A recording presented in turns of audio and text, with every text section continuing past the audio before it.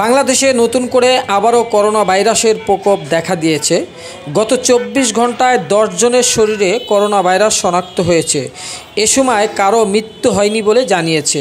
বুধবার স্বাস্থ্য অধিদপ্তর থেকে সংবাদ বিজ্ঞপ্তিতে যা জানা গেছে চলুন আমরা জেনে নেই। থাকতে পারে হয়তো লকডাউন যদি বেশি করোনায় আক্রান্ত হয়, এবং স্কুল কলেজও বন্ধ হতে পারে। 11টি নির্দেশ দিয়েছে ইতিমধ্যে স্বাস্থ্য অধিদপ্তর থেকে। গত 24 ঘন্টায় 107 জনের নমুনা পরীক্ষা করা হয়েছে। এ সময় শনাক্তের হার ছিল 9.35%। এই শনাক্তের হার যদি 30 থেকে 40-এ চলে যায় তাহলে কোয়ারেন্টাইন বা লকডাউন হতে পারে।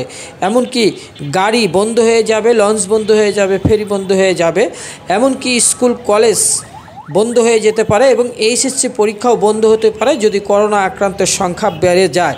তবে স্বাস্থ্য অধিদপ্তর থেকে বলছে, উৎকণ্ঠার কোনো কারণ নেই। যে হারে শনাক্তের সংখ্যা বাড়ছে সেটা উদ্বেগজনক নয়। মোট করোনা পরীক্ষায় এ পর্যন্ত শনাক্তের হার 13.5% এবং শনাক্ত বিবেচনায় মোট মৃত্যুর হার 1.44%। এটাই জানা গেছে।